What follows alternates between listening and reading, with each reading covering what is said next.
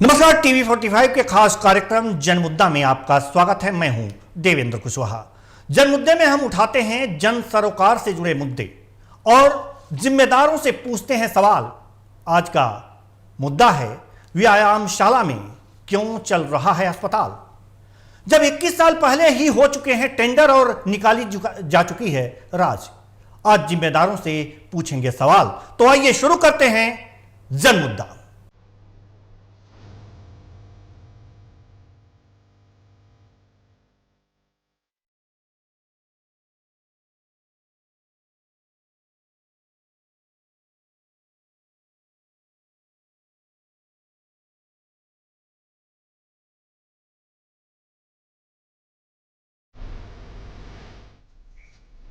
21 साल, जी हां, पूरे 21 साल बीत चुके हैं, लेकिन लातेहार जिले के बालूमाथ सामुदायिक स्वास्थ्य केंद्र का अपना अस्पताल भवन आज तक तैयार नहीं हो पाया।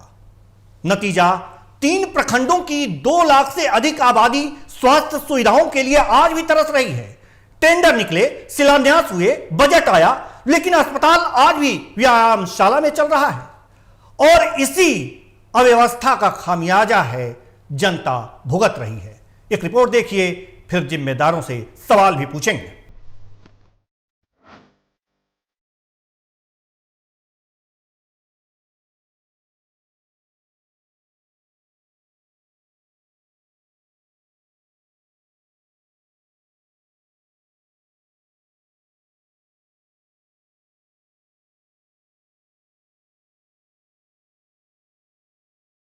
इक्कीस साल बाद भी अस्पताल अधूरा, टेंडर 2, भवन शून्य, व्यायामशाला में चल रहा है अस्पताल। ठेकेदार और विभाग का खेल, जनता बेहाल।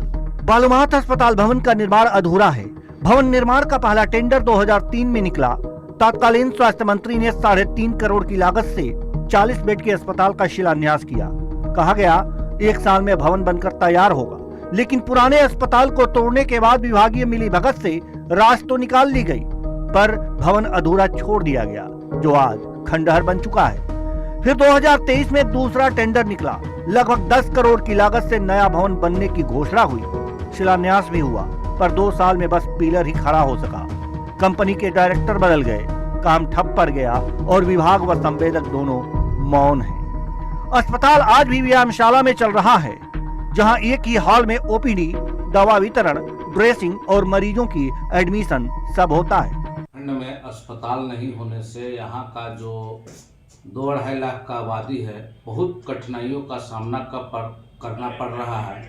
एक तो यहाँ पे व्यायामशाला में हॉस्पिटल चलाया जा रहा है, जिसमें मरीज को भी वहीं पे देखा जाता है, सर्जरी भी वहीं किया जाता है, डॉक्टर भी वहीं पे बैठते हैं और दवा भी वहीं पे वितरण किया जाता है। अस्पताल में संसाधन न होने का नतीजा भयावह है। बालूमाथ का अस्पताल फंक्शनल होता, कई जिंदगियां बच सकती थी। जेएमएम प्रखंड अध्यक्ष प्रदीप ने विभाग और ठेकेदार पर लापरवाही का आरोप लगाया और कहा संवेदक काम नहीं कर सकता तो उसे ब्लैकलिस्ट कर रिटेंडर किया जाए।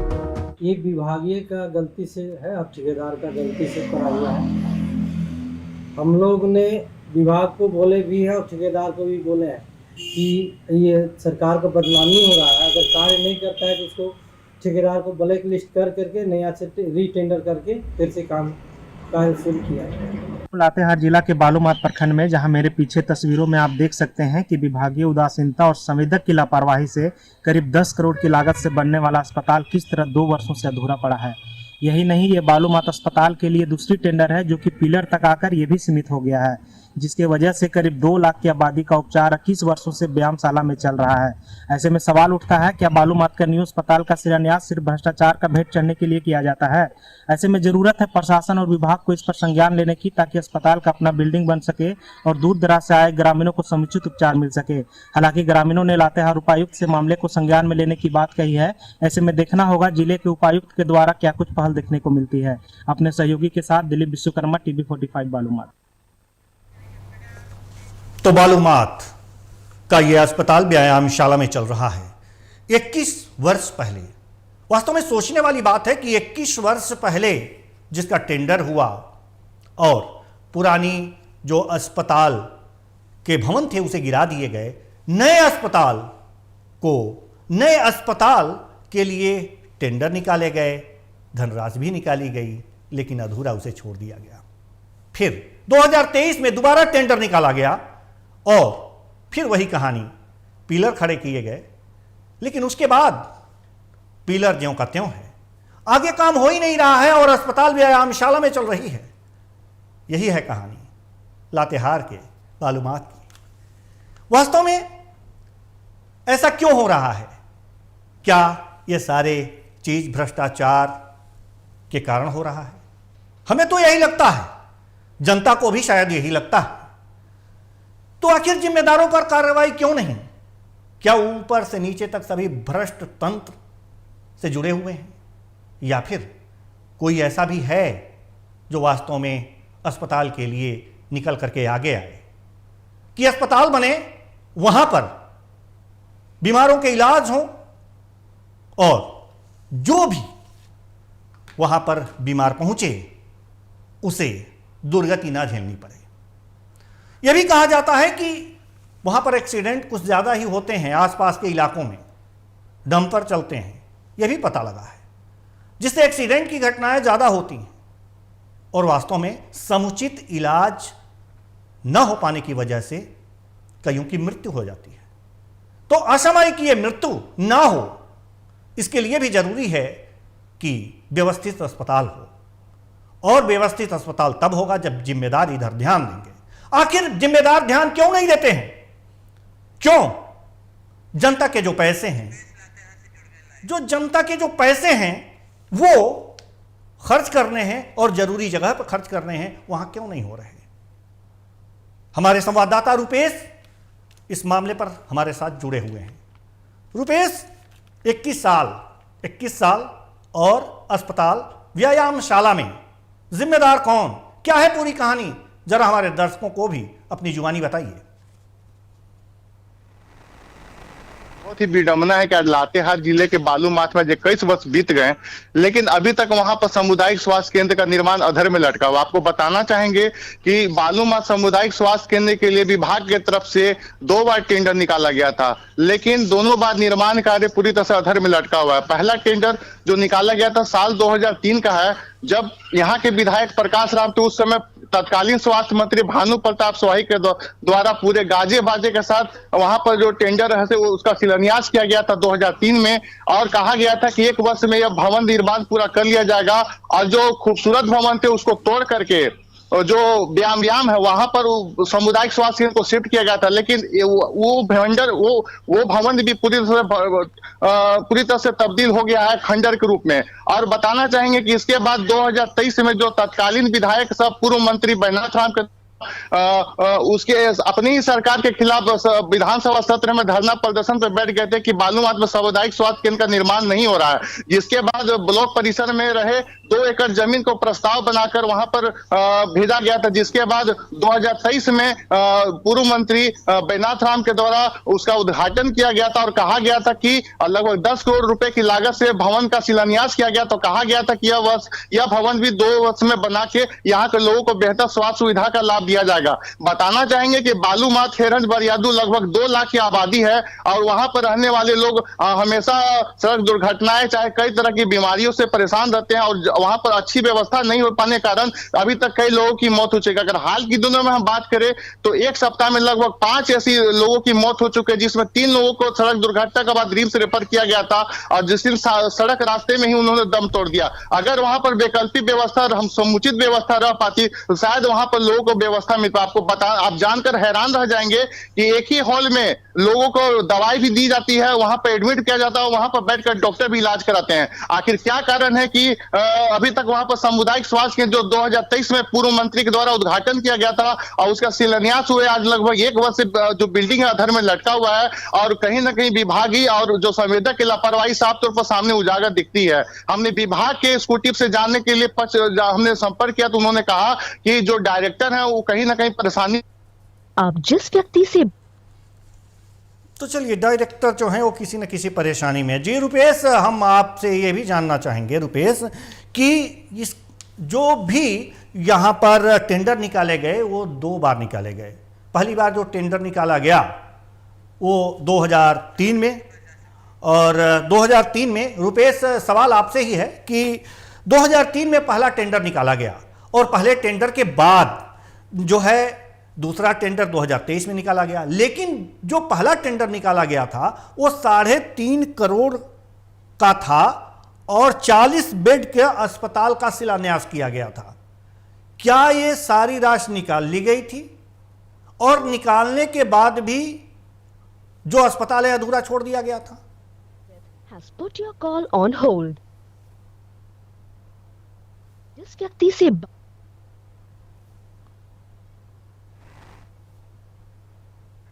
जी रुपेश, तो रुपेश की आवाज हम तक नहीं पहुंच पा रही है, लेकिन हम हर उस पहलू को आपको बताएंगे इस अस्पताल से संबंधित जो कि व्यायामशाला में चल रहा है। वास्तव में व्यायामशाला में कसरत होनी चाहिए, लेकिन वहां पर स्वास्थ्य का उपचार हो रहा है और ये कई कमरे में, ये विडंबना देखिए कि एक ही कमरे में, मात्र एक कमरे में आपको ओपीडी है, वहीं ड्रेसिंग करना है, वहीं दवा वितरण हो रहा है।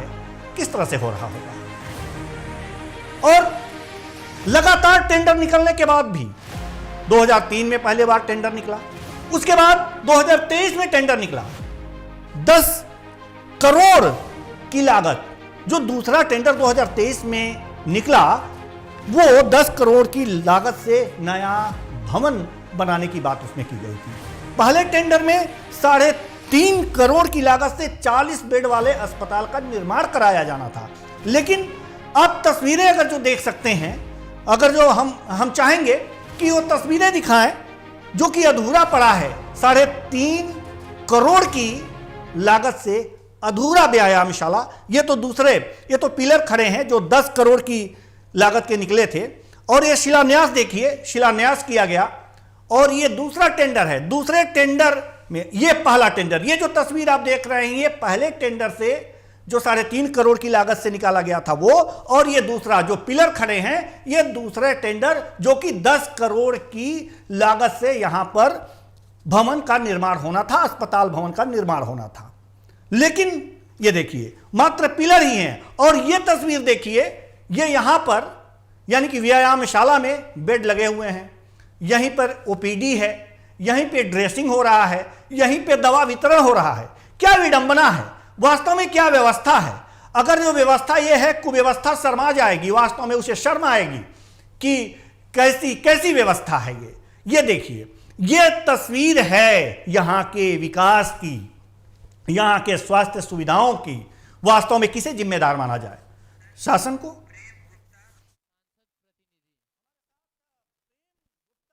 जो सांसद प्रतिनिधि हैं हमारे साथ जुड़े हुए हैं, बहुत बहुत स्वागत है आपका हमारे इस कार्यक्रम में। प्रेम गुप्ता जी, सवाल यहां पर यह है कि व्यायामशाला में अस्पताल चल रहा है और आप वहां से सांसद के प्रतिनिधि हैं। 21 साल पहले टेंडर निकला, यानी कि 2023 में अगर जो टेंडर निकला, फिर 2003 में टेंडर निकला, काम अधूरा, व्यायामशाला में ही चलना था, तो इतने पैसे और फिर टेंडर की नौटंकी क्यों? आखिर क्या कारण क्या है वहां पर? आप तो जानते होंगे, जनप्रतिनिधि हैं, क्या गड़बड़ियां हैं? तो पहले बहुत बहुत धन्यवाद। देश के चौथा स्तंभ आप लोगों ने मालूमात के स्वास्थ्य विभाग के लिए एक पहल की कड़ी जोड़ने का काम कर रहे हैं, इसके लिए धन्यवाद। आज से 21 साल पहले जब यह अस्पताल तोड़कर नया बनाने की बात चल रही थी, उसमें विधायक है माननीय विधायक प्रकाश राम जी, उनके द्वारा जो बनाया गया व्यायामशाला, उसी में स्वास्थ्य विभाग चल रहा। दुर्भाग्य है कि आज भी वही विधायक है माननीय प्रकाश राम जी, वो तो पहल करते हैं और उनके पहल से कुछ काम आगे बढ़ता है, लेकिन यहाँ का व्यवस्था जो आज है स्वास्थ्य विभाग का एकदम सरबरा गया है। न यहाँ डॉक्टर है, न सफाई कर्मी है, और न यहाँ एनजीओ के माध्यम से जो काम होता है वो मनमानी है। एनजीओ का जो हेड ऑफ डिपार्टमेंट है वो पैसा एनजीओ का खा जा रहे हैं, कोई काम सुचारू रूप से नहीं हो रहा है। यहाँ का लेक्चर व्यवस्था एकदम स्वास्थ्य विभाग का जो है एकदम गिरा हुआ है। हमारे माननीय सांसद कालीचरण सिंह जी ने, उनके पहल पर हम लोगों ने एक प्रभारी जो ठीक से काम नहीं कर रहे थे, उस प्रभारी को बदलवा कर नया प्रभारी का नियुक्ति करवाया गया। अभी तो कुछ बहुत हद तक काम ठीक से चल रहा है, लेकिन उनके पास संसाधन का व्यवस्था नहीं रहने के कारण वो अभी ठीक से काम नहीं कर पा रहे हैं। तो व्यवस्था नहीं रहने के कारण आप बता रहे हैं जी प्रेम जी हम आपको रोकना चाहेंगे। आप ये कह रहे हैं कि व्यवस्था नहीं रहने के कारण काम गड़बड़ हो गया, तो आखिर व्यवस्था कहाँ गड़बड़ाई, किसके माध्यम से गड़बड़ाई कि काम गड़बड़ हो गया? सरकार जो आज हमारी है, इसका सिर्फ एक ही काम रह गया है कि मैया समाज योजना में सारे पैसे को लगा दें। आज आप देख रहे होंगे कि बहुत विभाग के कर्मचारियों का वेतन भी रोक दिया गया है सिर्फ मैया समाज योजना में देने के। मैं विरोध नहीं कर रहा हूँ, मैया समाज योजना को नहीं मिलना चाहिए, लेकिन उन कर्मचारियों का भी फंड व्यवस्था कर उन लोगों को पैसा मिलना चाहिए। और स्वास्थ्य विभाग का जो पैसा है उसमें पूर्ण रूप से जितना पैसा केंद्र सरकार और राज्य सरकार के द्वारा जो मुहैया कराया जाता है उसका सही उपयोग हमारे मालूमात में होना चाहिए। ये मैं इतना बार सीएससी से भी बात किया हूँ, डीसी साहब से भी मुलाकात हुई है, डीसी साहब से भी हम लोग मिले हैं। आज जो टेंडर के माध्यम से ब्लॉक में जो काम चल रहा है उसके संवेदक से भी हम लोगों ने बात किया है। संवेदक का सिर्फ कि आज हमारे यहाँ इतना कृषि बढ़ गया है, कृषि देते देते हम परेशान है, तो कृषि देने की काम करें, जिसके चलते काम रोका हुआ है। संवेदक की भी लापरवाही है, ठीक से काम नहीं कर रहा है। एक दो बार जाकर काम भी रोकवाए हम लोगों ने, फिर पूरा काम को ठीक कराया है। उसके बाद संवेदक की लापरवाही है या फिर धन की कमी? जैसा कि अभी आपने बताया कि राज्य सरकार ध्यान नहीं दे रही है उधर। अगर राज्य सरकार ध्यान नहीं दे रही है, सारे जो पैसे हैं मैया सम्मान योजना में लगाए जा रहे हैं, आपने यही कहा, तो क्या इस अस्पताल के एवज में जो पैसे आने थे वो रोक दिए गए सरकार के द्वारा और उसे मैया सम्मान योजना में भेज दिया गया, इसलिए रुका है, या संवेदक की शिथिलता है? कारण क्या है?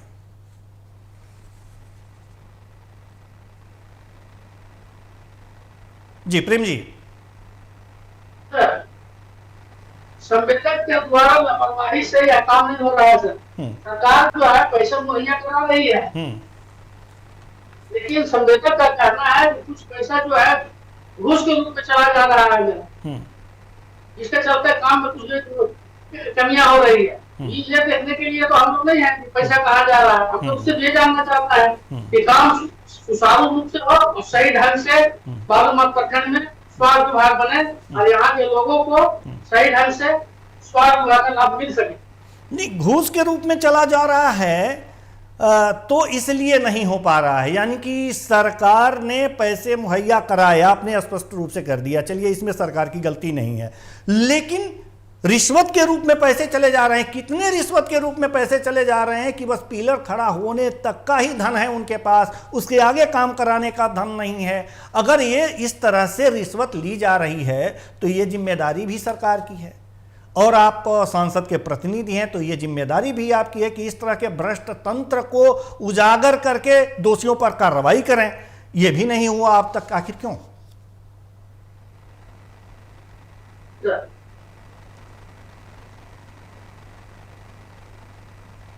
जी एक बार और हम दोहरा देते हैं। अक्सर हमारे जो सवाल हैं वो आप पहुंच नहीं पाते, जिनका जवाब आप अपने इच्छानुसार नहीं देना चाहते, लेकिन हम इसे पुनः दोहराएंगे। अगर भ्रष्टाचार है तो उसके लिए राज्य सरकार भी जिम्मेदार है और केंद्र सरकार भी जिम्मेदार है। अगर भ्रष्टाचार हो रहा है, रिश्वतखोरी इतनी हद तक है कि पिलर खड़ा होने तक सारे पैसे रिश्वत में चले जाते हैं, तो इसके लिए दोनों सरकारें जिम्मेदार हैं। आपने ऐसे भ्रष्ट तंत्र को उजागर अब तक क्यों नहीं किया?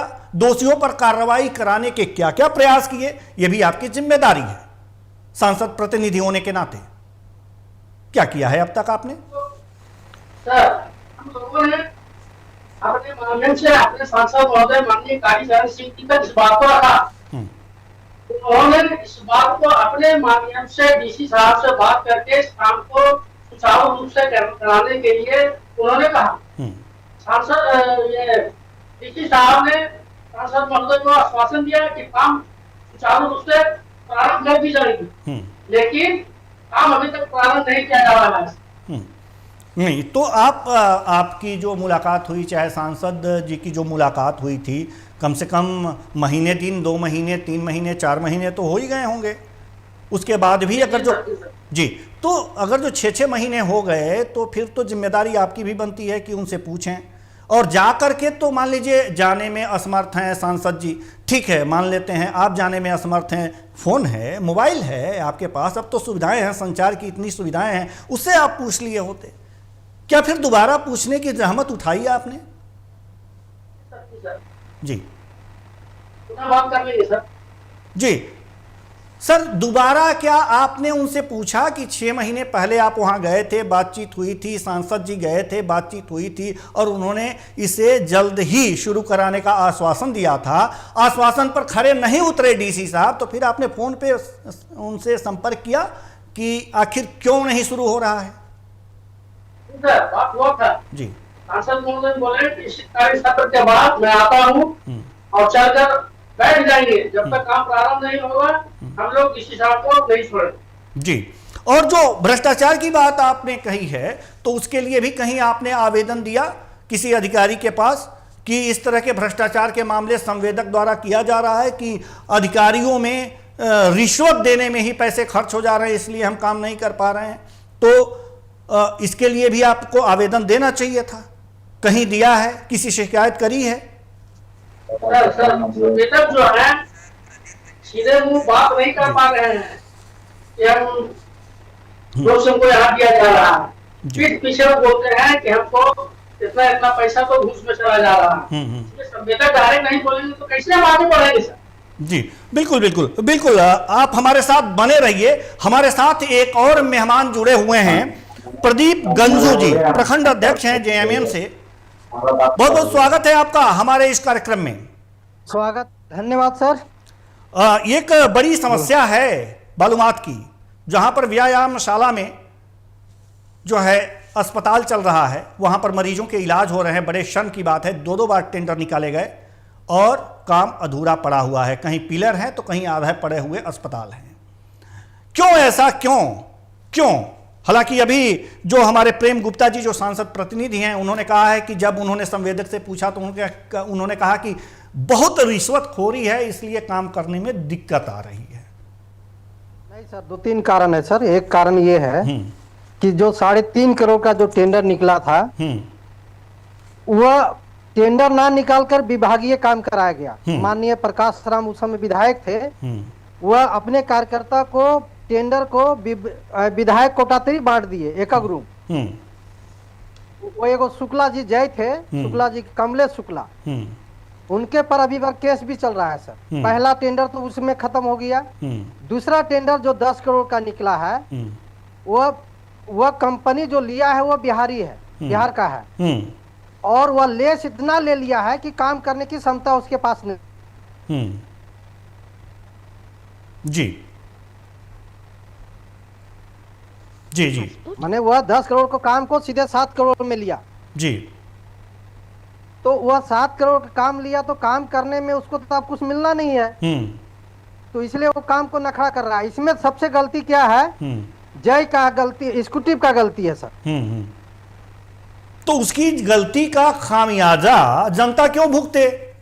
आप लोग जनप्रतिनिधि हैं वहां के। लिस्ट डाल, हाँ सर, जनता।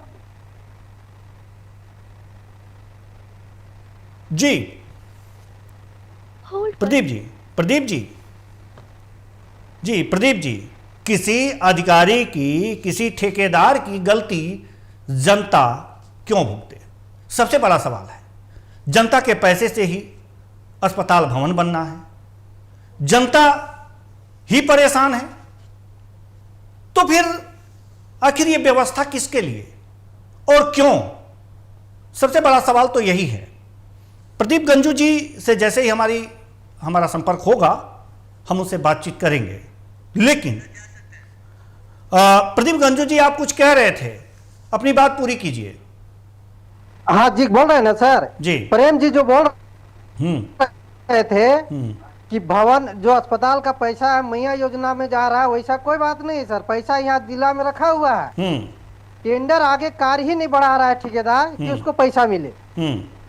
सिर्फ यहाँ का विभागीय यह गलती है डीसी को और ये एग्जीक्यूटिव को कि इसको रीटेंडर कर देना चाहिए, बिल्कुल। ब्लैक लिस्ट में उसको डालना चाहिए सर। जी बिल्कुल। कॉन्ट्रैक्टर को ब्लैक लिस्ट में डाल कार्यकारी करके अधिकारी जो है जिसकी आप बात कर रहे हैं कि इसे रीटेंडर कर देना चाहिए अगर जो काम नहीं कर पा रहा है, तो वास्तव में रीटेंडर क्यों नहीं हो रहा, ये भी एक सवाल है। टेंडर इसलिए नहीं हो रहा कि लोग अभी ठेकेदार जो है वो माने एग्जीक्यूटिव का एकदम 100% एग्जीक्यूटिव का गलती है सर। वो जो ठेकेदार का तालमेल जो बना रहता है उसको ना खराब हो, उसके चलते ये है, ये दोष एग्जीक्यूटिव का है। जनता क्यों भुगते? क्या आप लोग सरकार में हैं, दबाव नहीं डाल सकते कि रीटेंडर हो? आपने कहा नहीं सर, इसको हम लोग माने ये हम लोग पूर्व मंत्री जो है बैजनाथ राम से कंसल्ट उनको बोल रहे हैं माननीय मुख्यमंत्री जगह चाहने के लिए कि आपको सरकार के विरोध में धरना दे कि यह अस्पताल को आपने पास करवाए। ये सरकार के विरोध में खड़ा हो गए थे मंत्री रहते हुए। फिर भी यह हाल है, फिर भी यह हाल है। बात वो नहीं है, बात जैसे भी हो प्रदीप जी, सवाल यहां पर यह है कि यह इस अस्पताल का निर्माण कार्य कब तक शुरू हो सकता है, कब तक उम्मीद करें हम आपसे? हमारे साथ प्रेम जी भी हैं। जब टेंडर नहीं होगा सर ये शुरू नहीं कर पाएगा ये ठेकेदार। जी ये ठेकेदार से काम नहीं होना है सर। नहीं, तो वो तो ठीक है, आप भी समझ सकते हैं, हम भी समझ सकते हैं कि ठेकेदार से काम नहीं होना है, लेकिन अगर जो नहीं होना है तो कब तक रीटेंडर हो सकता है? और अगर जो रीटेंडर नहीं हुआ तो आगे की कार्रवाई आप लोग क्या करने वाले हैं, यह भी बता दीजिए। हम लोग सर इसमें ब्लैक लिस्ट डालने के लिए आवेदन एग्जीक्यूटिव को दे चुके हैं सर जी, और वो वाला अभी कुछ समय बाद में आपको कहिएगा तो हम आपको भी बताएंगे। उसको रीटेंडर के लिए हम लोग बोल दिए हैं जी। और ब्लैक लिस्ट जब तक नहीं डलाएगा सर तब तक रीटेंडर नहीं होगा, वो सिस्टम है कागजी। ठीक है, तो वो तो आप लोगों का काम है कि आप दबाव डाल करके उसे ब्लैक लिस्टेड करें और रीटेंडर हो।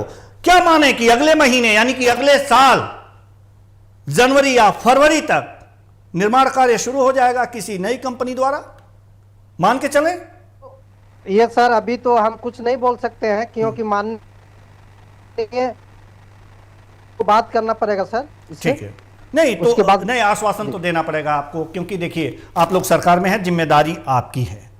आप लोग सरकार में हैं, जिम्मेदारी आपकी है और जनता के दुख दर्द को बेहतर रूप से समझने और उसका समाधान करने की जिम्मेदारी भी आपकी है। बहुत दुर्भाग्य है 2005 से हम लोग बिना अस्पताल का है सर। जी बिल्कुल। तो आइए सड़कों पे आइए, फिर सड़कों पे आइए। अगर जो इस तरह की बातें हो रही हैं, आनाकानी हो रहा है, अपनी ही सरकार नहीं सुन रही है, तो सड़क पे आइए, शांतिपूर्ण प्रदर्शन कीजिए, सरकार को जगाइए।